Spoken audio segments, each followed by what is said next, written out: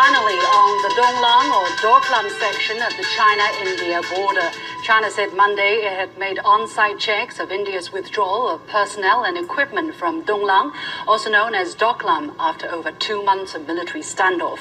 On June the 18th, hundreds of armed Indian troops with 2 bulldozers crossed the boundary into Doklam, China's territory, to obstruct Chinese infrastructure construction.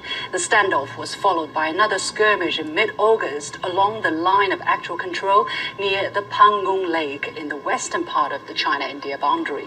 Now that the standoff in Doklam has ended, some questions still remain. China and India are 2 nations with great history, also both are nuclear-armed countries. Together we have a combined population of 2.7 billion.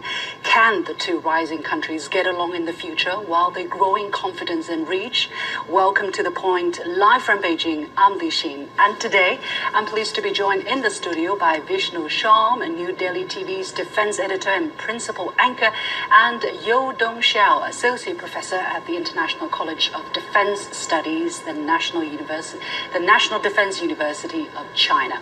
But before we start the discussion, let's first take a listen to what Chinese Foreign Ministry spokesperson Hua Chunying said earlier today during a routine press conference. 8月28日下午14点30分许。 At 14:30 August 20th, India pulled back its troops and equipment to the Indian side of the border. Chinese personnel there have confirmed this. China will continue to exert its sovereign rights according to historical boundary treaties. We hope India will abide by historical conventions and basic principles in international law and maintain the peace and tranquility in the border region together with China on the basis of respecting each other's sovereignty to boost the development of bilateral ties. So a piece of good news at the right moment. Welcome to the show, gentlemen. Vishnu, first of all, welcome to China. Thank you. Yes, and NDTV actually is one of the first TV stations to break this news. How important is this for your TV organization? No, it's very important, I think, not just for my TV organization, but for people in India and people in China. June is when the standoff started. The standoff has ended. I think it's important that India and China bring their relations on an even keel. As speaking for my organization, it's been a lead story for a very long time, and it'll certainly be the lead story at the moment, also tomorrow, but for once, for all the good reasons, that it's over. It's done with. We do not need standoffs between 2 nuclear-armed neighbors, and hopefully going forward, we won't have situations like this again. I know it's a bit early, we're just hours away from when the news broke, but so far from the information you already got, how have the Indian public been reacting to this? I think the Indian public would certainly look at this as a very positive development, a development which marks the accumulation of obviously successful diplomacy.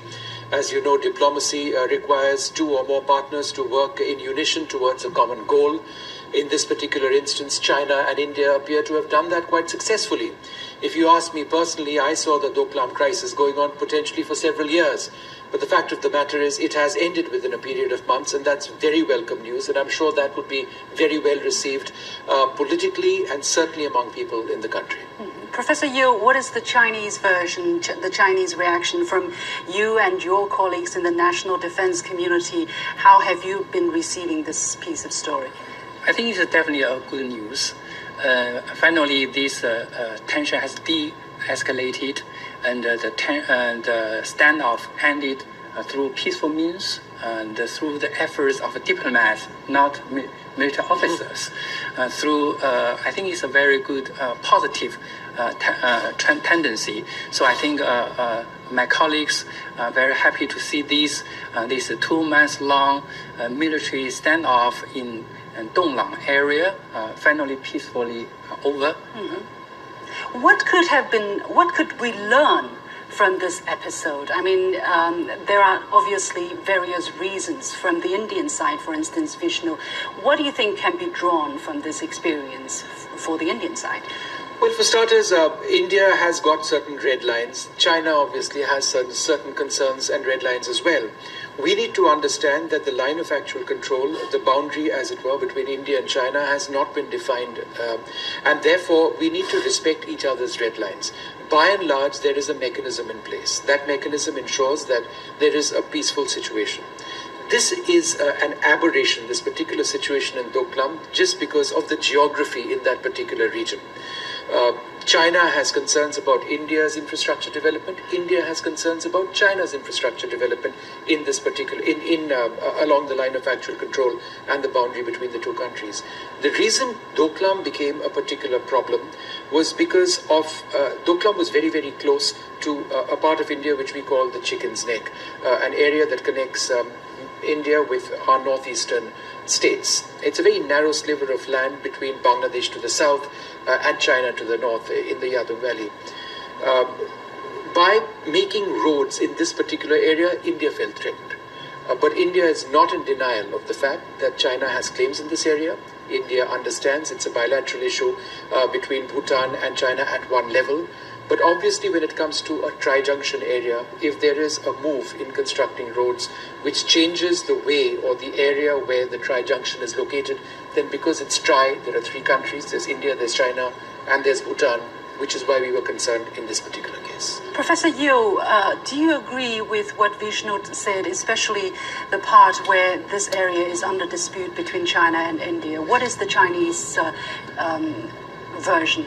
Actually, the problem is that why China, especially China's ambassador to India, described this standoff as the most serious standoff between our two countries in the past 30 years. Actually, China and India, we have a 2,000 kilometers long common border, and we have such kind of standoff or kind of a conflict is not new.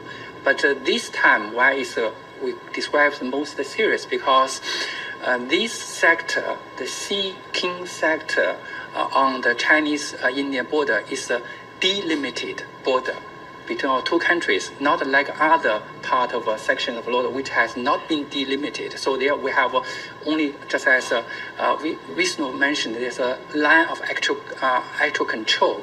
But this part of the sector, the line of actual control is in other parts. In of other part of it, so we're not finally delimited. But this time, this area is actually delimited already through 1980 border agreement between Great Britain and China's Qing dynasty. So we have the agreement here, and also the Doklam area or Doklam is Chinese territory, and this since the ancient times. So even India admit this is not India's territory. It's not Indian territory. But India has not claimed it as Indian territory. It's you claim it's Bhutan's territory. Anyhow, it's not Indian territory. But you send your troops there. Of course, we understand. There's you have the security concern over the area, but actually is quite strange for a country say I have a security concern in the other country's territory, then I can send troops there. And also, you mentioned the tri-junction area. Actually, to my knowledge, there's an agreement between China and India over the tri-junction area. That is, if China and Bhutan have finalized the agreement over the border between China and Bhutan, then China, India, Bhutan, with three countries can set the tri-junction points. Then this is very natural. But we cannot say that India say that is a tri-junction area, and we have the entry there. So I come into this area. So that's why China cannot accept India's execution. And we think that if you see that there's an infrastructure in this area have some security concern over impact on India.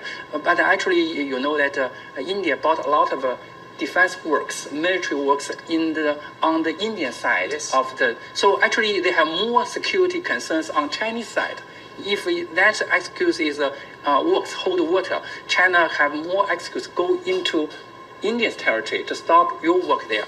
So I think that's why China cannot say that the only solution for this Doklam or Doklam standoff is that India withdraw its troops back to Indian side. Okay. Vishnu, so, while I don't speak for the government of India, I certainly should give you the other perspective as well. while also making the point that what we have seen today actually goes beyond these differences.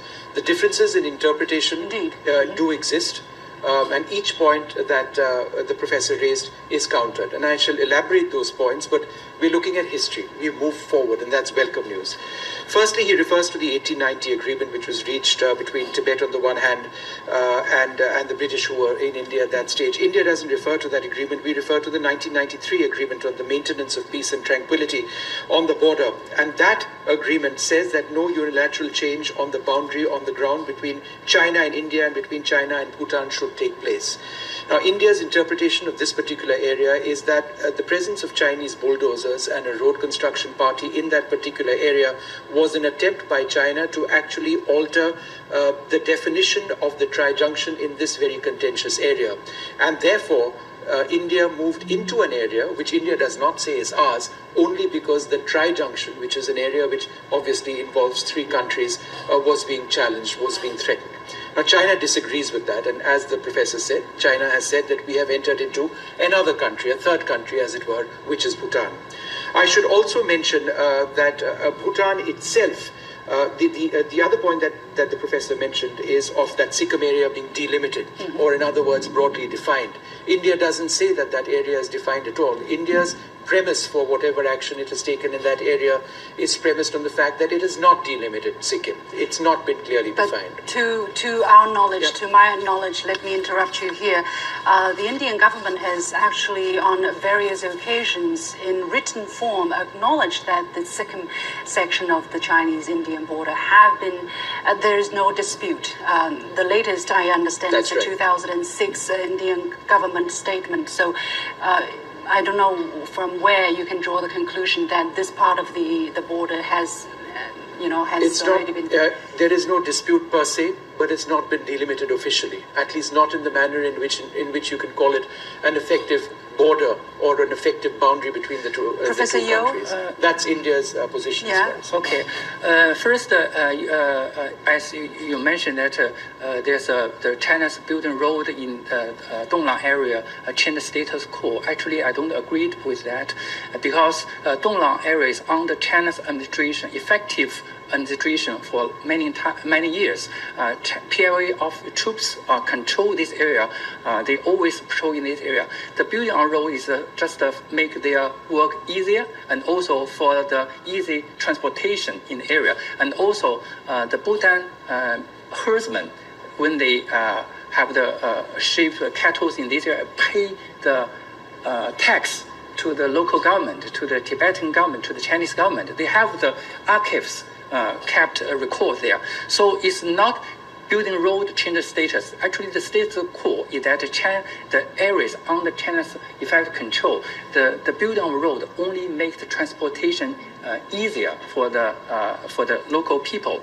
And also, the 1899 treaty, we know that the Indian side have different interpretation, but actually from the official letters from your previous prime minister and also your government to Chinese government, they confirm that this treaty already delimited the border between Sikkim state of India and the China's Tibetan autonomous region.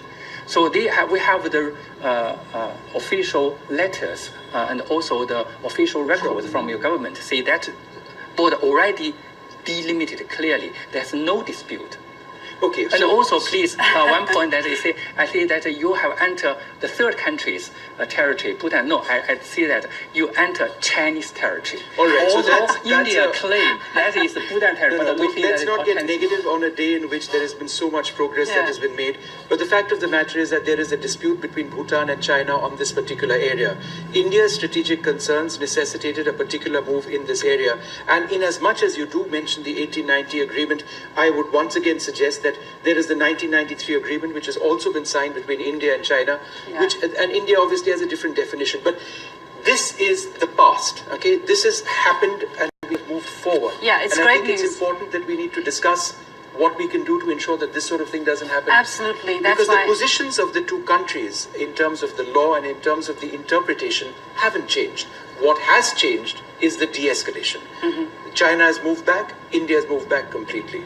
And India is fully aware of the fact that China does not say that it has moved back. We are on our own territory. There is a slight difference there. China But it's has, true that the two sides have disengaged, the Indian troops withdrawn, the two sides have disengaged, the situation are de-escalating. That is the important part. I think let's not grapple on these details but that and last wording. point, Liu, is important. And I don't want to belabor